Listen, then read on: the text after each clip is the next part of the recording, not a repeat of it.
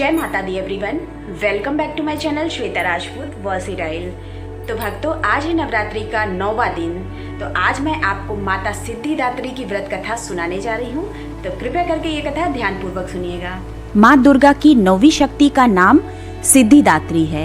ये सभी प्रकार की सिद्धियों को देने वाली हैं। नवरात्रि पूजन के 9वें दिन इनकी उपासना की जाती है। इस दिन शास्त्रीय विधि विधान और पूर्ण निष्ठा के साथ साधना करने वाले साधक को सभी सिद्धियों की प्राप्ति हो जाती है। सृष्टि में कुछ भी उसके लिए अगम्य नहीं रह जाता है। ब्रह्मांड पर पूर्ण विजय प्राप्त करने की सामर्थ्य उसमें आ जाती है।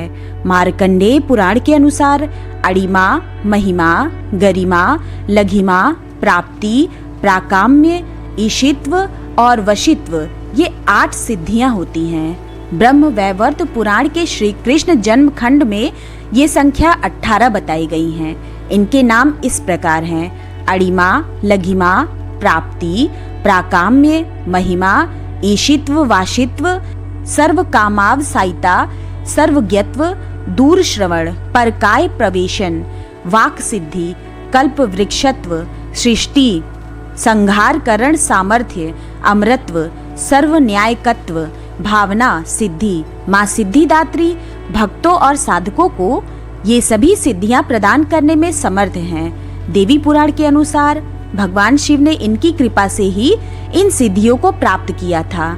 इनकी अनुकंपा से ही भगवान शिव का आधा शरीर देवी का हुआ था। इसी कारण वे लोक में अर्धनारीश्वर नाम से प्रसिद्ध हुए। माँ सिद्धिदात्री 4 भुजाओं वाली हैं। इनका वाहन सिंह है।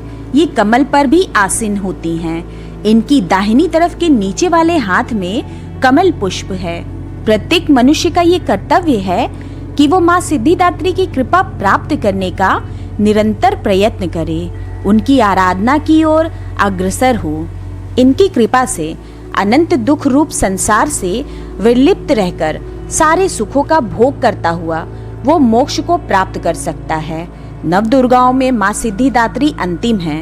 अन्य 8 दुर्गाओं की पूजा उपासना शास्त्रीय विधि विधान के अनुसार करते हुए भक्त दुर्गा पूजा के 9वें दिन इनकी उपासना में प्रवृत्त होते हैं। इन सिद्धिदात्री माँ की उपासना पूर्ण कर लेने के बाद भक्तों और साधकों की लौकिक, पारलौकिक सभी प्रकार की कामनाओं की पूर्ति हो जाती है।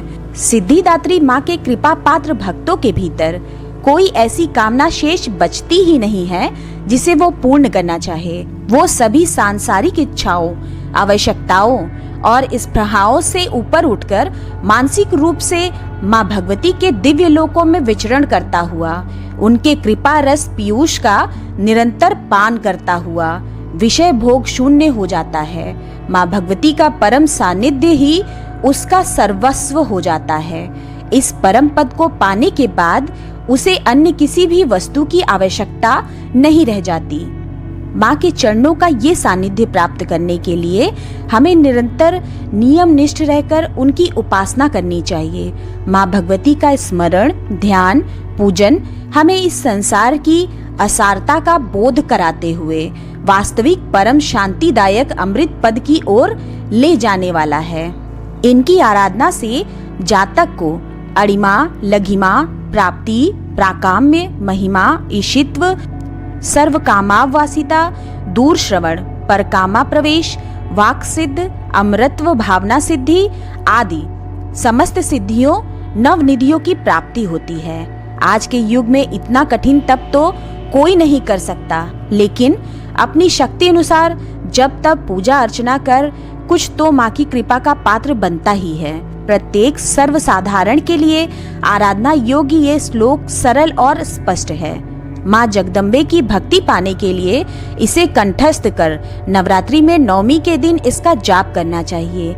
या देवी सर्वभूतेषु माँ सिद्धिदात्री रूपेण संस्थिता, नमस्तस्यै नमस्तस्यै नमस्तस्यै नमो नमः। इसका अर्थ है, हे माँ सर्वत्र विराजमान और माँ सिद्धिदात्री के रूप में प्रसिद्ध अम्बे, आपको मेरा बार बार प्रणाम है, या मैं आपको बारंबार प्रणाम करती हूँ या करता हूँ। हे माँ, मुझे अपनी कृपा का पात्र बनाओ। जय जगदम्बे मैया। भक्तों, आइए अब हम कथा सुनते हैं। तो माँ सिद्धिदात्री से जुड़ी कुछ कथाएं हैं जो मैं आपको सुनाने जा रही हूँ। कृपया करके ध्यानपूर्वक सुनिएगा। माँ सिद्धिदात्री से जुड़ी पौराणिक कथा के अनुसार जब पूरे ब्रह्मांड में अंधकार छा गया था, उस अंधकार में एक छोटी सी किरण प्रकट हुई। धीरे धीरे ये किरण बड़ी होती गई और फिर इसने एक दिव्य नारी का रूप धारण कर लिया। कहते हैं यही देवी माँ भगवती का 9वां स्वरूप माँ सिद्धिदात्री कहलाई। धार्मिक मान्यताओं के अनुसार माँ सिद्धिदात्री ने प्रकट होकर त्रिदेव अर्थात ब्रह्मा, विष्णु और महेश को जन्म दिया। कहते हैं भगवान शिव शंकर को जो 8 सिद्धियां प्राप्त थीं, वो भी माँ सिद्धिदात्री ने ही उन्हें दी थी। सिद्धिदात्री देवी की ही कृपा से शिवजी का आधा शरीर देवी का हुआ, जिस वजह से महादेव का एक नाम अर्धनारीश्वर पड़ा। एक अन्य पौराणिक कथा के अनुसार जब सभी देवी देवता महिषासुर के अत्याचार से परेशान हो गए थे, तब तीनों देवों यानी ब्रह्मा, विष्णु और महेश ने अपने तेज से माँ सिद्धिदात्री को जन्म दिया था। इसके बाद सभी देवताओं ने इन्हें अपने शस्त्र प्रदान किए और माता ने महिषासुर से युद्ध कर उसका अंत कर दिया। एक अन्य पौराणिक कथा के अनुसार जब नवरात्रि की अष्टमी को माँ दुर्गा ने महिषासुर का वध किया था, तब उनका क्रोध इतना चरम पर पहुंच गया था कि सभी देवी देवता थर-थर कांपने लगे थे। उस समय किसी भी देव या देवता में इतनी क्षमता नहीं थी कि वो जाकर माँ दुर्गा का क्रोध शांत कर सके। तब सभी देवी देवता भगवान विष्णु और ब्रह्मदेव के साथ भगवान शिव के पास पहुँचे। सभी ने माता का क्रोध शांत करने के लिए भगवान शिव से प्रार्थना की।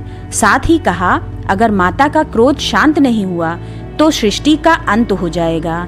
तब भगवान शिव माँ दुर्गा के पास पहुँचे। भगवान शिव ने माँ दुर्गा का क्रोध अपने तेज से शांत किया और कहते हैं कि उसी समय माँ दुर्गा के शरीर में से भी एक तेज की उत्पत्ति हुई। उस तेज में से माँ सिद्धिदात्री का प्राकट्य हुआ। इसके बाद भगवान शिव और सभी देवी देवताओं ने माँ सिद्धिदात्री की पूजा की। एक अन्य पौराणिक कथा के अनुसार एक दिन भगवान शिव माता सिद्धिदात्री की घोर तपस्या कर रहे थे।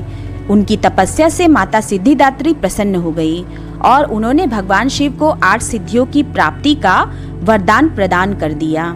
इस वरदान के फलस्वरूप भगवान शिव का आधा शरीर देवी के रूप में परिवर्तित हो गया।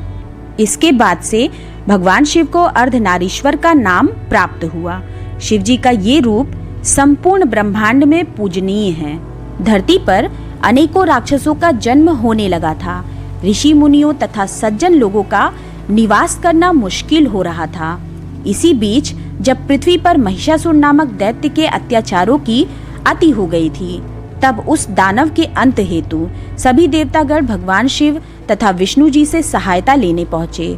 उस दानव के अंत के लिए सभी देवताओं ने तेज से उत्पन्न किया, जिसके जरिए माता सिद्धिदात्री उत्पन्न हुई। जय माता दी। तो भक्तों, ये थी कथा। अगर आपको मेरे द्वारा सुनाई गई ये कथा पसंद आई हो तो मेरे चैनल को सब्सक्राइब कर ले और बेल आइकन प्रेस करना बिल्कुल ना भूले, जिससे मेरे आगे आने वाली लेटेस्ट वीडियो की नोटिफिकेशन आपको तत्काल मिल सके। मेरे वीडियो को लाइक एंड कमेंट्स भी करें। मेरे वीडियो को अपने फेसबुक, व्हाट्सएप, इंस्टाग्राम पर शेयर करना बिल्कुल ना भूले। तो मैं अपना वीडियो यहीं समाप्त करती हूँ। मिलते हैं नेक्स्ट वीडियो में। तब तक के लिए जगदम्बे मात की जय।